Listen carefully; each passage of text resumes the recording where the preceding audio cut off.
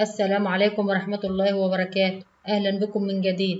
انخفاض سعر 3 سلع وتراجع الرز والمكرونة والبيض قبل عيد الأضحى. إليكم التفاصيل. لا تنسوا دعمنا بإعجاب ومشاركة الفيديو وتفعيل الجرس حتى يصلكم منا المزيد. أكد حازم المنوفي رئيس شعبة المواد الغذائية والبقالة بغرفة الإسكندرية التجارية أن سعر الأرز في الأسواق المحلية انخفض خلال الفترة الأخيرة وينخفض أكثر أيام القادمة، حيث وصل طن أرز الشعير إلى 17,000 جنيه للطن، وتراجع سعر الأرز بين 23 و 25,000 جنيه للطن.